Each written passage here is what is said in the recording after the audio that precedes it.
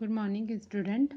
आज हम इसमें रिलेशनल अलजेब्रा के जो हमारे आगे के ऑपरेटर्स हैं उनके बारे में पढ़ेंगे। इसके प्रीवियस लेक्चर में मैंने आप लोगों को रीनेम ऑपरेटर के बारे में बताया था। अब इसमें मैं आप लोगों को आपका जो नेक्स्ट ऑपरेटर है जैसा कि क्या है वो असाइनमेंट ऑपरेटर, उसके बारे में बताऊंगी। तो जैसे कि नाम से समझ में आ रहा है असाइनमेंट ऑपरेटर, जैसा कि हम प्रीवियस भी इस ऑपरेटर को यूज़ करते आए हैं, किसी न किसी वैल्यू को, किसी न किसी वेरिएबल को कोई ना कोई वैल्यू असाइन करता है, तो हम वहाँ पर असाइनमेंट ऑपरेटर का यूज़ करते हैं। तो यहाँ पर भी हम असाइनमेंट ऑपरेटर का यूज़ किसी एक रिलेशन की वैल्यू को किसी एक वेरिएबल को असाइन करने के लिए यूज़ करेंगे। तो जैसा कि मैंने यहाँ पर एक क्वेरी लिखी हुई है जहाँ पर हम अपने बोरोवर रिलेशन की जो एम्प्लॉय नेम का कॉलम है उसकी वैल्यू को असाइन कर रहे हैं। ये जो है आपका, ये आपका असाइनमेंट ऑपरेटर है।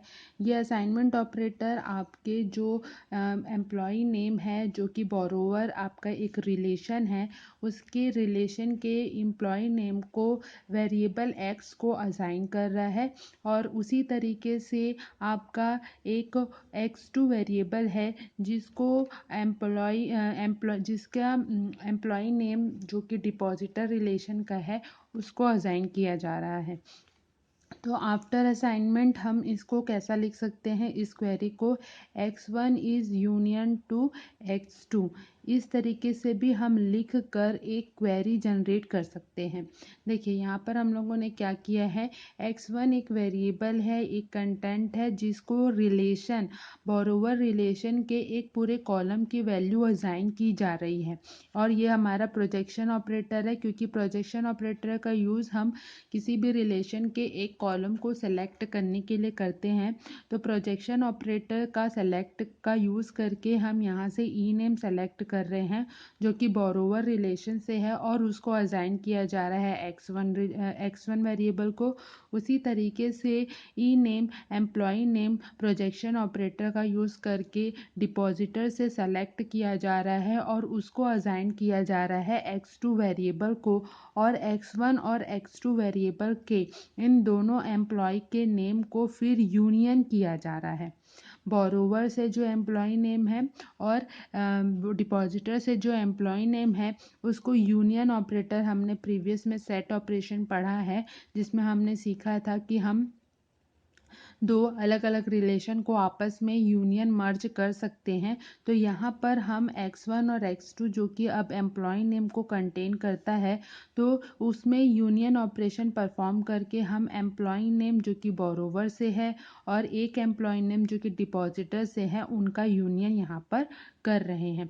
तो इससे हमको रिजल्ट क्या मिलेगा, हमको एक रिलेशन मिलेगा इसके बाद, जिसमें एक एम्प्लॉय नेम जो होगा जो आपका डिपॉजिटर से होगा और एक एम्प्लॉय नेम जो होगा वो आपका बोरोवर से होगा। पहला एम्प्लॉय नेम आपका बोरोवर से होगा और दूसरा एम्प्लॉय नेम आपका डिपॉजिटर से होगा। हमारा जो नया रिलेशन बनेगा, जो नया टेबल बनेगा वो इस तरीके से बनेगा।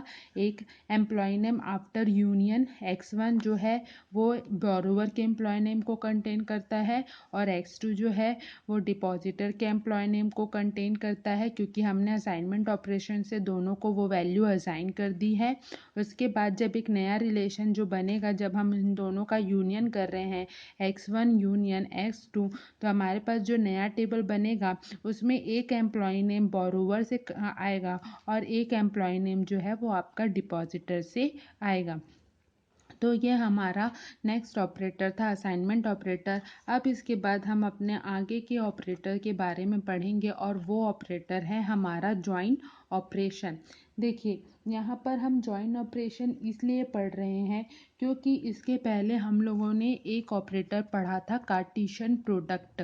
तो कार्टेशियन प्रोडक्ट में क्या होता था, हम अपने एक रिलेशन के हर एक रो वैल्यू को दूसरे रिलेशन की हर एक रो वैल्यू के साथ मल्टीप्लाई करते थे, जिसके कारण हमको डुप्लीकेट्स वैल्यू मिलती थी, जिसके कारण हमारे पास एक ही वैल्यू के लिए लगातार डुप्लीकेट्स वैल्यू आती थी। तो इस प्रॉब्लम को सॉल्व करने के लिए या इस प्रॉब्लम का सॉल्यूशन निकाला गया जॉइन ऑपरेटर से। तो यहाँ पर हम जॉइन ऑपरेटर का यूज़ इसलिए ये भी क्या करेगा, दो अलग अलग रिलेशन को आपस में जॉइन करेगा, लेकिन जो भी डुप्लीकेट्स वैल्यू है वो अब इसमें से हटा दी जाएगी, रिमूव कर दी जाएगी। मैंने यहाँ पे जॉइन ऑपरेशन का डेफिनेशन लिखा है, which is used to combine or join two relation like Cartesian product, but finally removes duplicate attributes and make the operation like selection and projection very simple। हम अब जब किसी दो रिलेशन को join करेंगे, कंबाइन करेंगे, किस तरीके से कार्टेशियन प्रोडक्ट में जैसा करते हैं, लेकिन जब हमारे पास एक नया रिलेशन बनेगा तो उसमें से आफ्टर ज्वाइन ऑपरेशन वो डुप्लीकेट वैल्यू क्या हो जाएगी, रिमूव हो जाएगी। डुप्लीकेट एट्रीब्यूट्स जो हैं वो रिमूव हो जाएंगे और हमको ये इजी होगा उस नए रिलेशन में सिलेक्शन और प्रोजेक्शन ऑपरेशन परफॉर्म करने हमारे लिए ज़्यादा इजी होगा। एक बार आप लोगों को फिर से समझा देती हूँ। जब हम कार्टेशियन प्रोडक्ट को यूज़ करते हैं तो हम एक ही एट्रीब्यूट को दूसरे रिलेशन के हर एक एट्रीब्यूट के साथ बार बार मल्टीप्लाई करते हैं, जिससे हमारी बार बार डुप्लीकेट वैल्यूज़ जनरेट होती हैं। तो इसका सॉल्यूशन निकाला गया है जॉइन ऑपरेशन से। हम जब जॉइन ऑपरेशन का यूज़ करेंगे तो ये भी एक आपका क्या करेगा, दो अलग अलग रिलेशन को आपस में कंबाइन करेगा, लेकिन कैसे कंबाइन करेगा, रिमूव करेगा किसको, डुप्लीकेट्स एट्रीब्यूट्स को। और हमारे लिए ये ऑपरेशन तब जब अगर डुप्लीकेट्स वैल्यू नहीं रहेंगी तो ये हमारे लिए ज़्यादा ईजियर होगा कि हम उस नए रिलेशन पे जिसका कार्टेशियन प्रोडक्ट हुआ है लेकिन डुप्लीकेट वैल्यूज़ हटा दी गई हैं, और वो किससे हुआ है, जॉइन ऑपरेशन से, तो हमको ये ज़्यादा इजी होगा कि हम उस पर फिर सिलेक्शन और प्रोजेक्शन आसानी से परफॉर्म कर पाएंगे। In a simple word, we can say that join connects relation on column connecting comparable information. Join जो है हमारा, जो जॉइन ऑपरेशन है वो हमारे रिलेशन को, जो भी दो रिलेशन है ज्वाइन कर रहे हैं, इट मीन्स हमारे पास कम से कम दो रिलेशन तो होंगी ही, उन दो रिलेशन को बाय द कॉलम क्या करता है, ज्वाइन करता है, लेकिन कंपेरेबल इंफॉर्मेशन का यूज़ करके कंपेयर करता है कि कौन सी वैल्यू डुप्लीकेट है और कौन सी वैल्यू ओरिजिनल है। डुप्लीकेट्स वैल्यू अगर उनको मिलती है तो वो उनको वहाँ से रिमूव कर देता है, हटा देता है और एक कॉलम कंटेन करता है। और दो अलग अलग रिलेशन को, मान लीजिए कि एक रिलेशन है आपका एम्प्लॉय और दूसरा रिलेशन है आपका एम्प्लॉय वर्क, तो इन दो रिलेशन में जो भी अगर डुप्लीकेट्स वैल्यू होंगी उनको रिमूव करके एक फाइनल वैल्यू, एक फाइनल टेबल क्रिएट करेगा जिसमें दोनों टेबल की इंफॉर्मेशन तो होंगी लेकिन विदाउट एनी डुप्लीकेट वैल्यूज़। आगे हमारे पास, जैसे मैंने आपको अभी जॉइन ऑपरेशन के बारे में बताया, हमारे पास तीन तरीके के जॉइंस होते हैं। पहला होता है हमारा नेचुरल जॉइन, दूसरा होता है हमारा आउटर जॉइन और तीसरा टाइप है हमारा थीटा जॉइन और कंडीशनल जॉइन। तो हम लोग को इन तीनों जॉइंस के बारे में पढ़ना है, जिसमें से सबसे पहले मैं आपको नेचुरल जॉइन के बारे में बताऊँगी।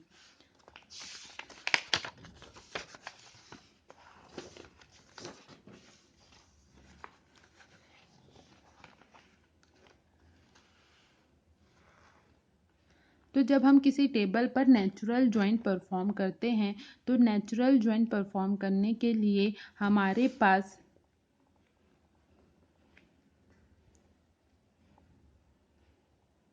इस सिंबल का यूज़ किया जाता है। ये हमारा नेचुरल जॉइन का सिंबल है। जब इस सिंबल को यूज़ किया जाता है तो नेचुरल जॉइन परफॉर्म होता है। तो हम नेचुरल जॉइन की पहले डेफिनेशन देख लेते हैं। The natural join is a binary operation that allow us to combine two different relations into one relation and makes the same column in a two different relation into only one column in the resulting relation। इसका ये मतलब है कि जब हम natural join का use करते हैं तो मेरे पास दो रिलेशन है। पहला रिलेशन दिख रहा है आप लोग को एम्प्लॉय और दूसरा रिलेशन दिख रहा है एम्प्लॉय वर्क। तो नेचुरल जॉइन जब हम इसका करेंगे तो ये क्या होगा कि जो भी दोनों रिलेशन में जो भी कॉमन कॉलम होगा उसके बेस पर वो एक नया कॉलम, एक नया रिजल्टिंग कॉलम बनाएगा जिसमें से वो कॉमन वैल्यूज़ के बेस पर ही नया वैल्यू क्रिएट करेगा। एक बार मैं आप लोगों को फिर से बता देती हूँ। ये एक बाइनरी ऑपरेशन है जो कि कंबाइन करता है दो अलग अलग रिलेशन को एक रिलेशन में, और किस बेस पे, सेम कॉलम वैल्यू के बेस पे। मतलब दोनों में जो वैल्यू होनी चाहिए, दोनों रिलेशंस में जो वैल्यू होनी चाहिए वो सेम होगी। सेम कॉलम कॉमन एट्रीब्यूट के बेस पर ये दो अलग अलग टेबल को एक टेबल में क्रिएट करता है। ये डेफिनेशन यही कह रही है कि the natural join is a binary operation that allow us to combine two different relation. पहला रिलेशन है एम्प्लॉय एंड दूसरा रिलेशन है employee work into one relation. One relation में बनाएगा मतलब वन टेबल में क्रिएट करेगा and makes the same column into two different relation into only one column. एक जो कॉलम एम्प्लॉय में भी है और वही कॉलम अगर एम्प्लॉय वर्क में भी है तो उनको जो नया टेबल बनाएगा उसमें सिर्फ एक कॉलम में, ओनली वन कॉलम में कंटेन करेगा जो हमारा रिजल्टिंग टेबल बनेगा। इसका मतलब ये है कि जब हम एम्प्लॉय और एम्प्लॉय वर्क्स को कंबाइन करेंगे तो इसमें जो कॉमन एट्रीब्यूट्स होंगे, जो कॉमन डेटा होंगे, उनके बेस पर इनका नेचुरल जॉइन किया जाएगा। तो यहाँ पर मैंने एग्जाम्पल में आप लोग को एग्जाम्पल से समझाती हूँ। यहाँ पर एग्जाम्पल दिया है, एक एग्जाम्पल है एम्प्लॉय का, एम्प्लॉय टेबल है, और एक एग्जाम्पल में है एक टेबल है आपका एम्प्लॉय और दूसरा टेबल है आपका एम्प्लॉय वर्क। देखिए यहाँ पर तीन टेबल फील्ड है।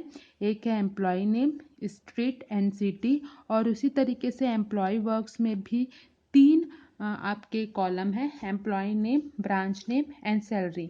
और एम्प्लॉय में भी आपका एम्प्लॉय नेम एक कॉलम है और एम्प्लॉय वर्क में भी आपका एम्प्लॉय नेम एक कॉलम है। उसमें से पहली, दूसरी, तीसरी और चौथी रो मतलब कोएट, रैपिड, स्मिथ और विलियम्स, इसमें से ये जो इसके डेटा कंटेंट है वही डेटा कंटेंट एम्प्लॉय वर्क में भी है। जब इनको ज्वाइन किया जाएगा, जब नेचुरल ज्वाइन परफॉर्म किया जाएगा, तो नेचुरल ज्वाइन कैसे परफॉर्म किया जाएगा, आपके एम्प्लॉय टेबल का नाम, देन नेचुरल ज्वाइन का ऑपरेशन सिंबल, उसके बाद एम्प्लॉय वर्क का नाम, टेबल का नाम। जब ये ऑपरेशन परफॉर्म होगा तो इन दोनों का जो ज्वाइन है, इन दोनों को जब ये कंबाइन करेगा तो एम्प्लॉय नेम में जो कॉमन एट्रीब्यूट्स हैं, जो कॉमन डेटा एट्रीब्यूट्स हैं, उनके बेस पर जो डेटा है उन्हीं के बेस पर इन दोनों को ज्वाइन करेगा। जैसे कि यहाँ पर है कोएट, यहाँ पर भी आपका पहला रो है कोएट, दूसरा है रैबिट और यहाँ पर भी दूसरा है रैबिट, तीसरा है स्मिथ, चौथा यहाँ पर भी तीसरा है गेट और चौथा है विलियम्स, यहाँ पर भी है विलियम्स। तो हमको तीन कॉमन नेम मिले हैं, first Coate, then rabbit, then Williams, और उसी तरीके से दूसरे रिलेशन में भी कोएट, रैबिट और विलियम्स। मतलब जब हमारा नेचुरल जॉइन परफॉर्म होगा इन दोनों टेबल के लिए तो इन्हीं कॉलम एट्रीब्यूट्स से, इन्हीं कॉमन एट्रीब्यूट से इन दोनों का नेचुरल जॉइन किया जाएगा। और उसमें से आपका जो स्मिथ और गेट्स है, ये दोनों जो रो है वो रिमूव हो जाएगी, हट जाएगी, उनका लॉस हो जाएगा, क्योंकि ये दोनों जो है वो मैच कंपैरेबल नहीं है, मैचिंग नहीं हो रही है इनकी। जैसे यहाँ पर कोएट और कोएट की मैचिंग हो रही है, रैबिट और रैबिट की मैचिंग हो रही है, विलियम्स और विलियम्स की मैचिंग हो रही है। मतलब ये कॉमन एम्प्लॉय नेम है जो कि दोनों टेबल में मौजूद हैं, और जो मौजूद नहीं है वो डेटा हमारा यहाँ पर क्या हो जाएगा, लॉस हो जाएगा। इसका ये मतलब है कि जब हम नेचुरल जॉइन परफॉर्म करते हैं तो हमारा कुछ डेटा लॉस हो जाता है। आफ्टर नेचुरल जॉइन, ये टेबल जब इन दोनों टेबल का नेचुरल जॉइन होगा मतलब कंबाइनेशन होगा तो हमारे पास एक नया टेबल बनेगा। वो नया टेबल किस तरीके का होगा? वो नया टेबल इस तरीके से दिखेगा। एम्प्लॉय नेम, स्ट्रीट और सिटी ये आपके एम्प्लॉय टेबल से आया है, और ब्रांच नेम और सैलरी ये आपका एम्प्लॉय वर्क टेबल से आया है। तो दोनों में जो कॉमन एट्रीब्यूट था वो कौन कौन सा था? एम्प्लॉय नेम, और उसके भी डेटा एलिमेंट कौन कौन से कॉमन थे? कोएट, रैबिट और विलियम्स। यहाँ पर भी कोएट, रैबिट और विलियम्स। तो नेचुरल जॉइन के बाद जो हमारा नया रिलेशन बनेगा उसमें यही कॉमन एट्रीब्यूट्स के जो डेटा हैं वही रहेंगे। जैसे एम्प्लॉय नेम कोएट, तो वो कौन से स्ट्रीट में काम करता है, कौन से सिटी में रहता है, कौन से ब्रांच में है, कौन से सैलरी, क्या सैलरी मिलती है उसको। उसी तरीके से रैबिट के लिए और उसी तरीके से विलियम्स के लिए। इसका क्या मतलब हुआ? ये हमारा आफ्टर नेचुरल जॉइन एक जो रिजल्टिंग रिलेशन है वो। अब इस रिजल्टिंग रिलेशन में मतलब इस रिजल्टिंग टेबल में हमको कॉमन एट्रीब्यूट के हिसाब से सारे दोनों टेबल के सारे एट्रीब्यूट्स हमको मिल गए हैं। सारे टेबल फील्ड हमारे पास हैं। हम टेबल फील्ड को ही यहाँ पर एट्रीब्यूट कह रहे हैं। एम्प्लॉय नेम भी है, स्ट्रीट भी है, सिटी भी है, ब्रांच नेम भी है, सैलरी भी है। इसका क्या मतलब है? हमने दोनों टेबल का कार्टेशियन प्रोडक्ट किया है विदाउट डुप्लीकेट रिजल्ट। हमारे पास यहाँ पर कोई भी डुप्लीकेट वैल्यू बार बार नहीं आई है।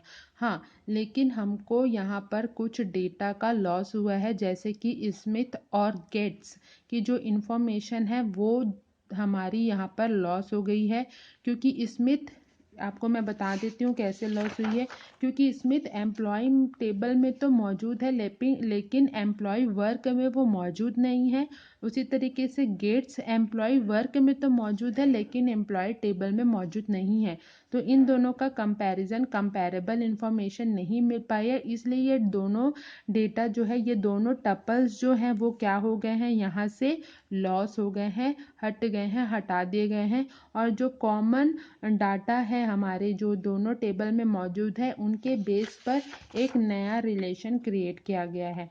तो जॉइन में अभी हम लोगों ने जब जॉइन का डेफिनेशन देखा था तो जॉइन के डेफिनेशन में हम लोगों ने यही देखा था कि कॉमन कंपैरेबल इंफॉर्मेशन के बेस पर क्या किया जाता है? जॉइन किया जाता है। तो ये हमारा नेचुरल जॉइन है। जब हम किसी दो टेबल को जॉइन कर ले रहे हैं नेचुरल जॉइन के थ्रू, तो वो हमारा टेबल इस तरीके से दिखेगा। बार बार मैं आप लोगों को कह रही हूँ कि हमारा जो भी जॉइनिंग होगा वो कॉमन एट्रीब्यूट्स के हिसाब से, कॉमन वैल्यू के हिसाब से, कॉमन डेटा के हिसाब से, कॉमन एट्रीब्यूट के हिसाब से ही होगा। तो अब जॉइन परफॉर्म करने के बाद हम फ्री हैं, हम इस पर कोई भी सिलेक्शन और प्रोजेक्शन ऑपरेशन परफॉर्म कर सकते हैं। तो मैंने यहाँ लिखा है after join we perform the selection and the projection query on the new relation. ये हमारा न्यू रिलेशन है आफ्टर द नेचुरल जॉइन। अब इस रिलेशन में हम सिलेक्शन और प्रोजेक्शन ऑपरेशन परफॉर्म कर सकते हैं। तो यहाँ पर इस टेबल पर मैंने एक क्वेरी लिखी है, find the employee names and city who have salary detail. हमको उस एम्प्लॉय नेम का एम्प्लॉय नेम और सिटी फाइंड आउट करना है जिसके पास सैलरी डिटेल है। तो अब हमारे पास ये टेबल मौजूद है, तो इस टेबल पर हम ये ऑपरेशन परफॉर्म कर सकते हैं। तो मैंने इस टेबल पर एक ऑपरेशन परफॉर्म किया है। देखिए यहाँ पर मैंने प्रोजेक्शन ऑपरेशन लगाया क्योंकि मुझे एम्प्लॉय नेम कॉलम और सिटी और सैलरी कॉलम चाहिए, सेलेक्ट करना है। तो प्रोजेक्शन ऑपरेशन जो कि सिर्फ कॉलम को सेलेक्ट करता है, तो projection operation, then employee name, then salary, then city, और उसके बाद वो रिलेशन, क्योंकि हमारा रिलेशन जो है वो दो अलग अलग रिलेशन को ज्वाइन करने के बाद बना है, तो हम इस तरीके से लिखेंगे employee natural join employee underscore work. यहाँ पर जो अंडर स्कोर है ये इस दोनों वैल्यू को अंडर स्कोर, ये टेबल का नाम है, हम टेबल के नाम के अंदर अंडर स्कोर दे सकते हैं। डाटाबेस में हम बहुत ही बड़ा नाम नहीं लिख सकते हैं, तो हमको अंडर स्कोर का ऑपरेशन यूज़ करना होता है। तो एम्प्लॉय देन नेचुरल जॉइन और एम्प्लॉय अंडर स्कोर वर्क्स। तो पहले कैसे होगा, ये क्वेरी कैसे चलेगी, राइट टू लेफ्ट। पहले इस पर नेचुरल जॉइन परफॉर्म होगा और नेचुरल जॉइन जैसे ही परफॉर्म होगा तो हमको कौन सा टेबल मिलेगा, ये। और इस टेबल पर फिर आपका प्रोजेक्शन ऑपरेशन परफॉर्म होगा और प्रोजेक्शन ऑपरेशन जब परफॉर्म होगा तो उसमें से वो क्या वैल्यू सेलेक्ट करेगा, एम्प्लॉय नेम, देन आपका सिटी और आपका सैलरी। ये 3 कॉलम हमको मिलेंगी। तो मैंने आप लोगों को एक पॉइंट्स मैंने यहाँ पे लिखा है, आप लोगों को मैंने बताया था कि जब भी हम नेचुरल जॉइन परफॉर्म करते हैं, ये हमारा इम्पॉर्टेंट पॉइंट है, इम्पॉर्टेंट पॉइंट, कि जब भी हम नेचुरल जॉइन परफॉर्म करते हैं तो हमारा कुछ ना कुछ डेटा का लॉस होता है।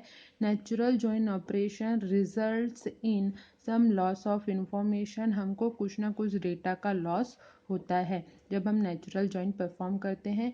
इसलिए लॉस होता है क्योंकि ये हमेशा कॉमन एट्रीब्यूट, जो कंपैरेबल एट्रीब्यूट होता है, उनके बेस पर उनको ज्वाइन करता है। जैसे कि मैंने आप लोगों को अभी प्रीवियस में बताया था कि यहाँ पर एम्प्लॉय और एम्प्लॉय वर्क टेबल को उनके कॉमन एट्रीब्यूट एम्प्लॉय नेम की कॉमन वैल्यू के बेस पर ही क्या कर रहा है, ज्वाइन कर रहा है। और कॉमन वैल्यू दोनों में हमारे पास 3 रो है जो कि कॉमन है, कोएट, रैबिट एंड विलियम, और उनके बेस पर ज्वाइन कर रहा है।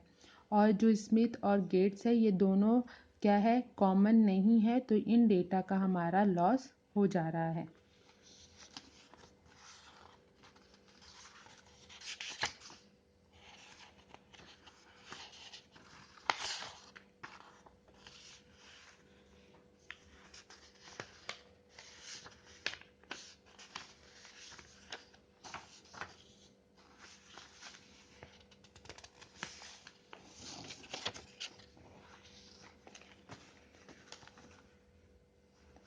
ये आप लोग इसका स्क्रीनशॉट ले लीजिए।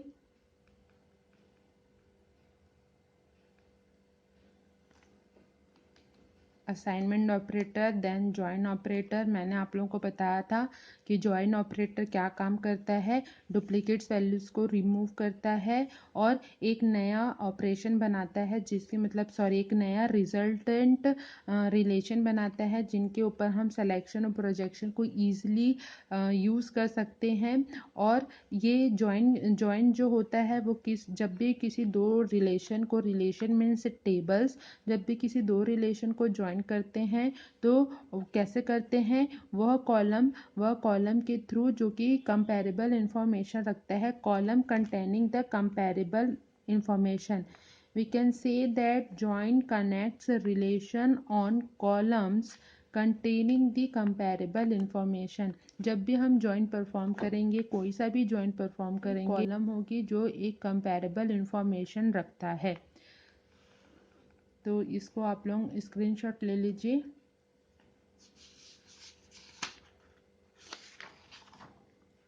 उसके बाद ये आपका नेचुरल जॉइन,